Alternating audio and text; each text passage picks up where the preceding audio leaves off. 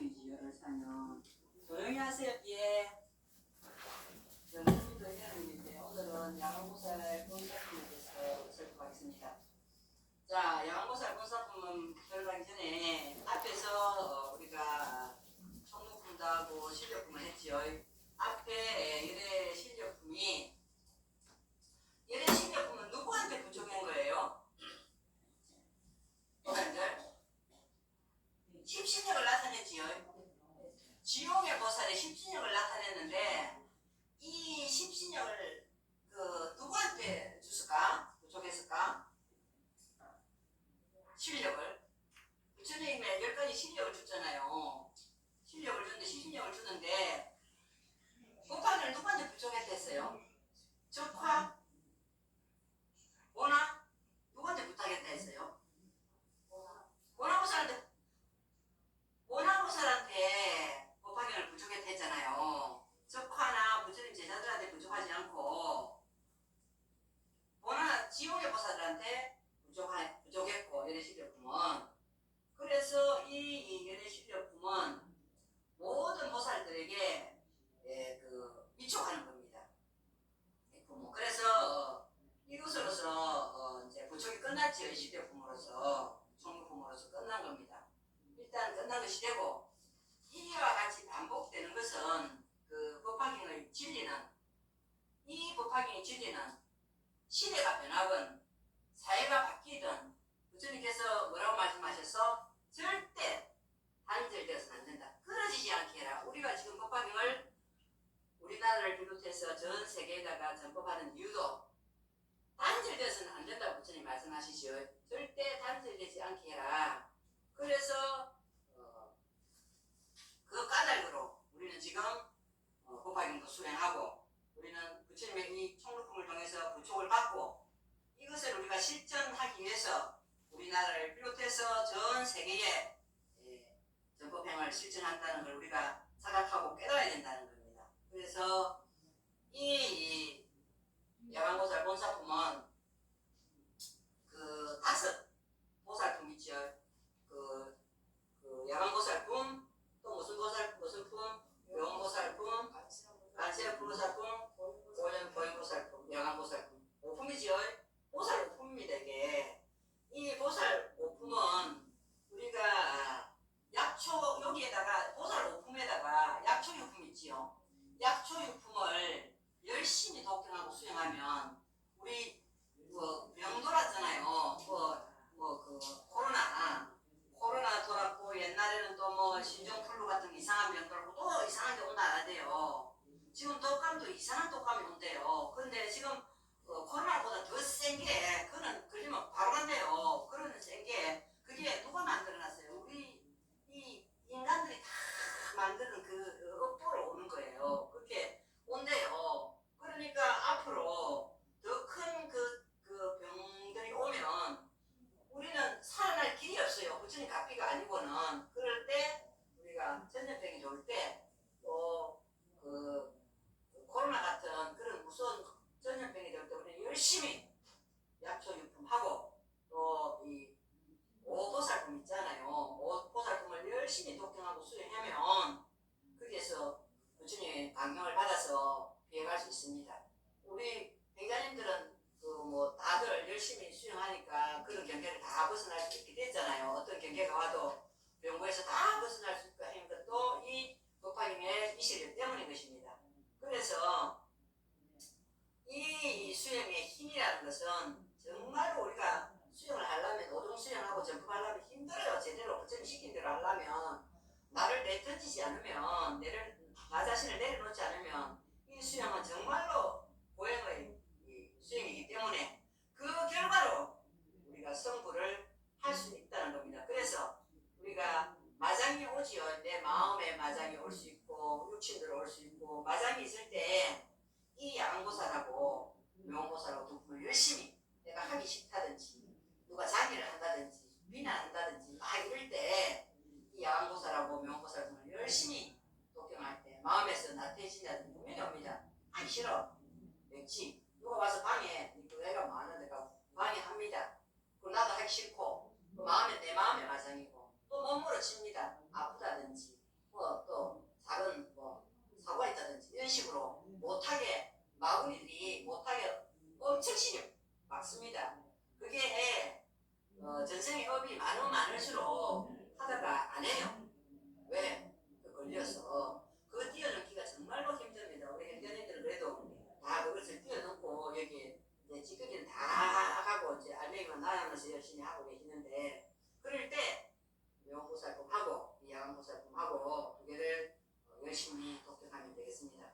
이 야간고사는 부처님께서 이제 허공설법 입고 난 뒤에 역지선에 돌아왔지요. 역지선에 돌아와서 야간보살과 명보살 등이 그 실천 수행을 통해서 중생들에게 이 법화경을 어떻게 해 나가야 되겠냐, 광선육보하는 자세를 이렇게 설을 하는 겁니다. 그래서 이 법화경을 전하는 자, 홍통하는 자는 그것은 부처님께서 이를 등명 부처님 있지요. 그 부처님과 본사 서가문 부처님이죠. 그 부처님께서 부촉받았지요. 야광보살이 부촉받았는데 그 야광보살의 본사 전신이죠. 야광보살의 전신인 수홍아보살의 그 물음에 답한 그 설법인 것입니다. 그래서 부처님께서 멸하신 후 법화경의 광선육보하는 공덕은 어떤 것보다 크다. 여러분들이 내가 왜 자꾸 법화경 광선육보를 하라 하냐면 이 야광보살 본사품을 보다 보면 이 광선육보 하는 일이 부처님한테 뭐 하는 것보다 크다? 뭐 하는 것보다 크다 해놨어요. 야광보살의 핵심이 뭐예요? 야광보살의 핵심이 뭐? 이야기해봐. 야광보살의 핵심은 소신공양이에요. 소신공양. 자기의 온 전신을 태워서 부처님한테 공양하는 게 소신공양이 나오지요. 소신공양이 나오는데 이 소신공양이 야광보살의 소신공양이 나오는데 이 소신공양을 두 팔을 태웠다 하고 나중에는 몸까지 태우지요. 몸까지 태우는데 이 법화경을 광선육보하는 일은 그 공덕은 몸을 태우는 공양보다 크다 작다? 크다. 광선육보하는 일은 내 육신을 태우는 일보다 크다. 근데 야광보살 본사품에서 육신을 태워서 부처님께 공양 올린다 하니까 스님들이 법화경을 수행을 안 하고 소신공양하면 공덕이 크다 하더라. 그러면서 손발이 앉아서 손가락을 불러 태웁니다. 그러면 손가락을 태우면 아파요 안 아파요? 아프지요. 아프면 죽는다고 병원에 가잖아요. 정말로 어리석잖아요. 소신공양이 크다 하니까 진짜로 손가락을 태우고 있어요. 나 손가락 없는 사람 며칠 봤어요. 그거 몰라서 그런 거야. 법화경 한 번 다른 사람한테 주는 일이 온몸을 태우는 공덕보다 크다고 야광보살 법화경 야광보살 본사품에 나오는데 소신공양 나오는데 진짜 태우고 있어. 크다고 하니까 그거 손가락 타갖고 부처될 것 같으면 손가락 안 탈 사람이 어디 있겠어. 그렇다 이 말이야. 그래서 성문 대중이 여기서 부처님의 설법을 듣고 야광보살은 전신인 일정명도 불시대에 일체 중생은 무슨 보살? 비룡보살이지요. 비룡보살로서 정명 부처님의 그 일멸 후에 부처님께서 부처님한테 그 은혜를 받고자 자신의 팔을 태워서 공양을 올렸다는 이 내용입니다. 그런데 이것이 부처님께서 실제로 그런 일이 아니고 이렇게 소신공양한다는 것은 내 온 전신을 던져라. 내 몸을 태우듯이 온 전신을 던져봐라 이겁니다. 온 전신을 던져서 해봐라. 그 전신을 던진다는 일이 뭐다? 법화경 오종 수행하고 뭐 하는 일이다? 정법하는 일이다. 내 온몸을 태우는 것보다 정법하는 일이다. 그래서 우리는 지금까지 정법에 열을 올리고 있는 이유가 이 야광보살 본사품을 보고 앞에서 또 총무품과 번지품 이런 걸 보면서 법화경에 수행을 하면서 부처님이 이렇게 또 강조하고 공통을 강조하고 한 만큼 그 공덕이 그만큼 크다는 것입니다. 그래서 이 야광보살의 소신공양의 뜻은 뭐냐? 첫 번째, 우리 생명체가 살아가는 그 자체, 우리 이 사바국대를 지금 보면 온갖 생명체가 다 있지. 우리 그간 보면 인간이 제일 그래도 고등동물이죠. 동물 중에서 고등동물이고 그 다음에 하등동물도 있지요. 생명체가 살아가는 것 중에서 모든 동물들이 있습니다. 뭐 파리 모기도 있고 개 돼지도 있고 또 뭐 저 미꾸라지도 있고 또 속에는 엄청난 생명들이 살고 있지요. 이 생명체가 살아가는 자체, 이게 신체 활동인 것입니다. 그래서 이게 살다가 산화되고 없어지고 또 거듭나고 윤회를 계속 한다는 것입니다. 그 다음에 두 번째는 마음의 열정을 우리가 수련을 하다 보면 부처님한테 큰 은혜심이 생깁니다. 부처님 너무 감사합니다. 이걸 어떻게 할까? 그 마음에 부처님에 대한 그 열정을 그게 나오는 겁니다. 그게 뭐냐? 신심의 것입니다. 심성, 성품의 자리, 마음, 이게 것입니다. 그런데 이거는 젊었을 때는 타요. 젊었을 때는 저도 이 법방이 할 때 50에 시작했지만 법방이 시작할 때 열정적으로 했어요. 그런데 자꾸 나이가 들어가니까 내가 이거 언제까지 해야 되노?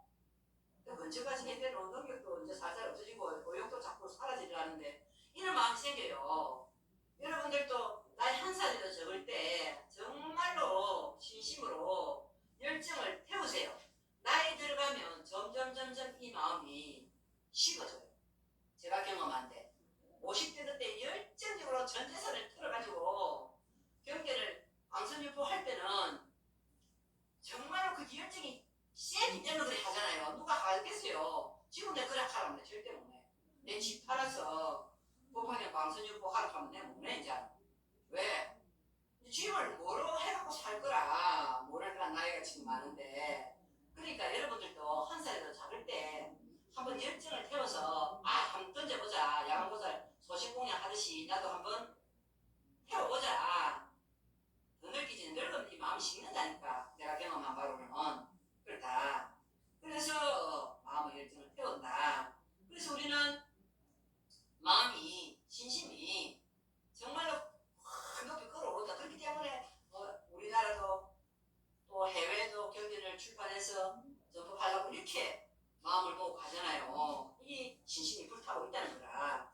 그 다음에 네 번째는 우리가 원이 있잖아요. 그죠? 처음에는 자본을 갖고 합니다. 우리 공부할 때는 자본론이 뭐냐? 내 가정 안에 내 자식, 내 남편, 또 뭐 내 형제 요거를 위해서 자본을 나 자신을 위해서 이거 합니다. 처음에 그렇게 시작해요. 다 고통이 있으니까 힘든 게 있으니까 출발은 거기서 시작해. 처음부터 대원을 세우는 사람은 정말 이렇게 수천 명 중에서 한 명이 어렵겠지요. 처음부터 대원을 쓰면 좋겠지만 그런 사람은 힘들고 처음에는 다 작은 자기 원을 가지고 들어옵니다. 경제를 잡아요. 고통스러우니까. 그래서 처음에는 작은 원을 가지고 하지만 그게 점점 불성이 성품자리가 올라오면서 떠오르기 시작합니다. 떠오르지 불꽃이 폈다가 막 세계적으로 우리나라를 비롯해서 전 세계 만방에 법화의 불꽃을 피우려고 제가 했듯이 합니다. 하는데 이제 70이 넘어가고 80이 되면요 그게 계속 되겠어요.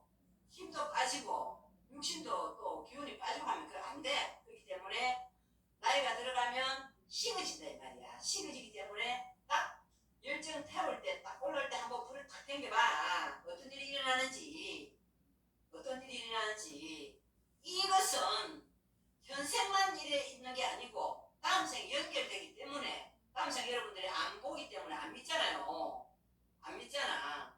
그렇기 때문에 한번 해보라고 열심히 불이 꺼지기 전에 70 되기 전에 해.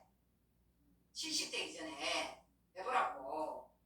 그 다음에 다섯 번째 일일정명도 부처님께서 공양했다 이랬지요. 일일정명도 부처님께 소신공양했지요. 누가? 희견보살이 했지요. 누구 전신? 야광보살의 전신인 희견보살이 일일정명도 부처님한테 소신공양을 했습니다. 이것은 자기 자신이 부처님을 깨달았기 때문에 그 깨달음을 알았기 때문에 자기 온 전신을 태울 수 있었다는 겁니다. 근데 여기서 직접 불을 태웠다 하는데 이거는 비유를 한 거고 온 몸을 던져서 우리처럼 이렇게 광선유포하고 이걸 하는데 자기 자신을 불 태우듯이 몸에 소신공양하듯이 집어 던졌다 이 말입니다.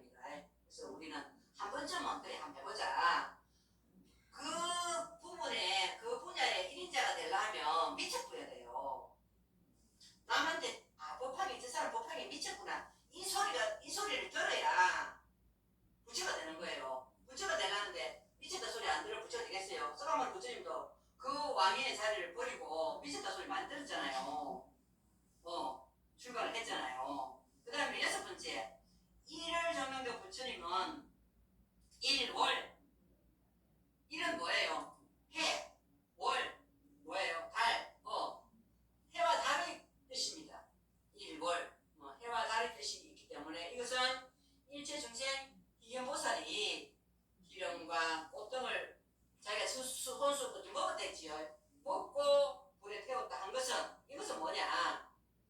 자기의 몸을 우리가 음식을 먹으면서 살지요. 우리가 음식을 먹지 않으면 살 수가 없습니다. 그래서 이 음식을 먹으면서 사는데 이걸 음식을 먹고 사는 거는 한계가 있어요. 그지요? 우리가 뭐 어릴 때 태어나가지고 80까지 산다 하면 음식을 안 먹으면 살 수가 없다는 게 한계성이 있어요. 한계성이 있어서 다 사용하고 나면 어떻게 돼요? 해양해야지요. 해양한다는 뜻으로 이게 불을 태웠다. 기름을 묻고 꽃을 먹고 불에 태웠다 했지요. 언젠가는 우리가 이 나머지 생을 해양이 돼서 가는데 기왕이면 내 온 전신을 기름 먹고 불 태우듯이 몸을 불 태우듯이 그렇게 우리가 음식 먹고 사는데 음식 먹고 온 전신을 던져가라 이 말이야. 그래서 이 희경보살이 이를 덕명불 부처님한테서 기름을 먹고 무엇을 먹고 이렇게 불을 태웠다는 것은 우리도 음식을 먹고 살면서 온 전신을 던져서 수행을 하고 전법을 해봐라. 이 비유인 것입니다. 뭐 알겠어요?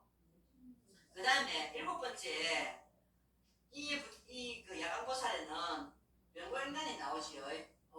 병이 들면 소멸한다고 얘기가 나오지요. 늙지도 않고 죽지도 않느니라 해놨지요. 그래서 이 병은 몸에만 병이 있는 게 아니에요. 그지요? 우리는 몸 병은 아무것도 아니고 몸에 병이 오면 마음에도 병이 오고 마음에 병이 오면 몸에도 병이 오는 겁니다.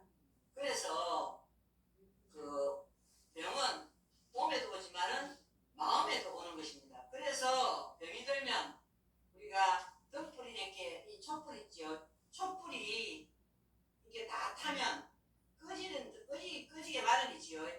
꺼지는 것처럼 우리가 정신과 명은 마음과 명은 이게 덕이 있어야 된다. 온 전신을 던져서 부처님의 그 밝은 광명을 받으면 그 덕상으로 우리가 광선육보 할 수 있고 지혜 광명을 받아서 온 누리에 나를 던져서 수행하고 광선육보에 온 전신을 기울이다가 후근에는 촛불이 꺼지듯이 그렇게 사그러져서 다음 생을 향해서 간다. 그러면 우리는 다음 생에 가면 부처님 상직광 명산정수로 직지도를 간다. 누가 온다? 갈 때는 누가 온다? 오연보살이 뭘 타고 온다?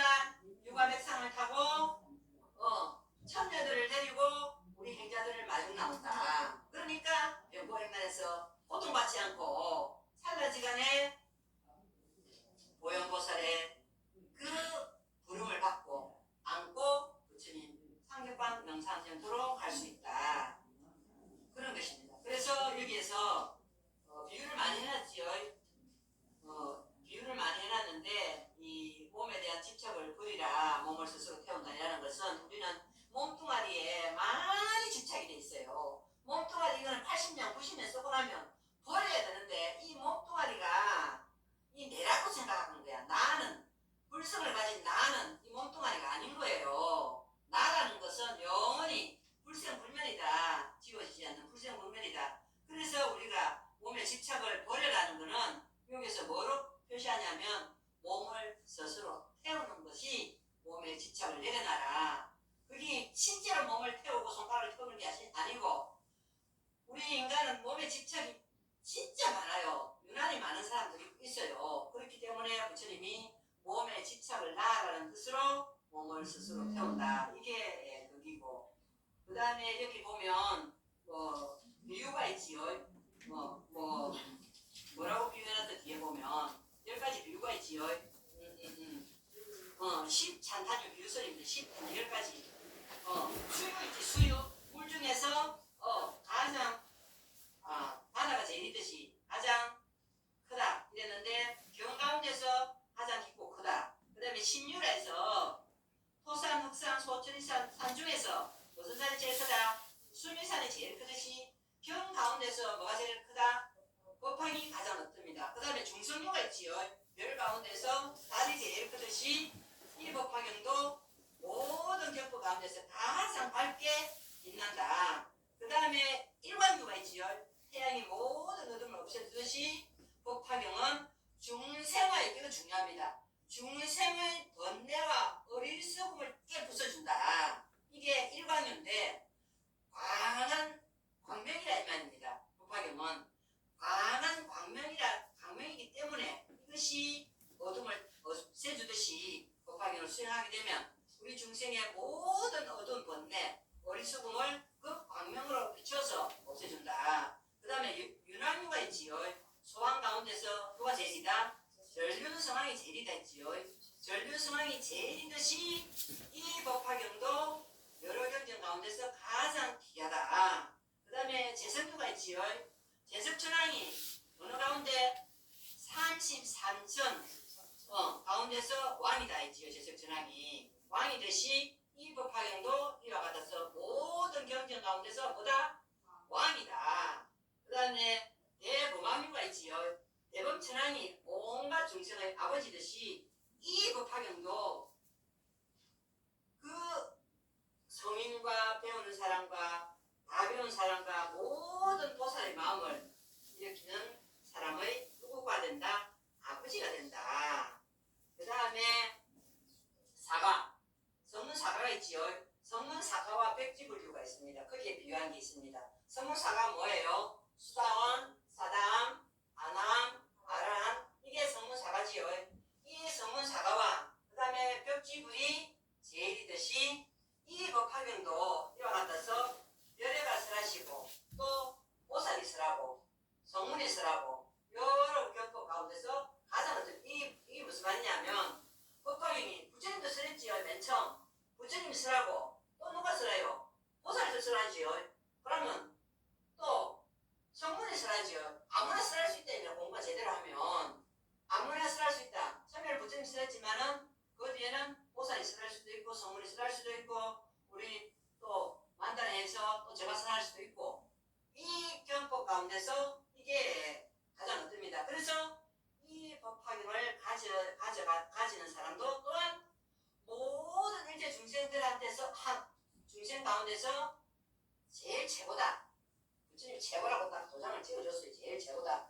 이 사방토에 수억 명이 있지만 수십억 명이 있지만 그 중에서 법화행자가 제일이다. 그 다음에 보살류가 있지요. 성문 벽지불 가운데서 보살이 제일이듯이 법화경도 또한 이에 받아서 모든 경법 가운데서 가장 제일이다. 그 다음에 불류 있지요. 부처님이 부유한 것이고 부처님께서 모든 법의 왕이지요. 모든 부처님께서 법의 왕이듯이 법화경도 또한 이와 같아서 모든 경전 가운데서 왕이다라고 하는 겁니다.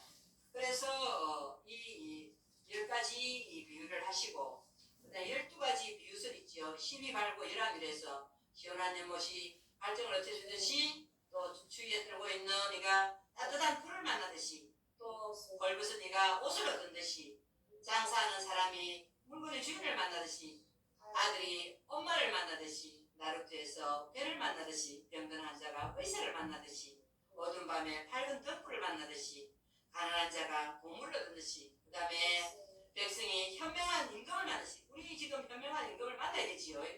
무역하는 이가 바다를 만나듯이 해풀이 일체 모든 어둠을 밝히듯이 이 법화경이 이 모든 12가지 열람입니다. 이렇게 가난에 떨고 있는 사람이 또 옷을 벗은 이가 그 고생하는 사람들이 이 법화경을 만나면 그 모든 괴로움에서 어떻게 된다? 속박에서 벗어나게 된다는 이 야광보살의 본사품의 내용입니다. 그 뒤에도 많이 있지만 오늘은 여기까지만 설교하겠습니다. 요금연하경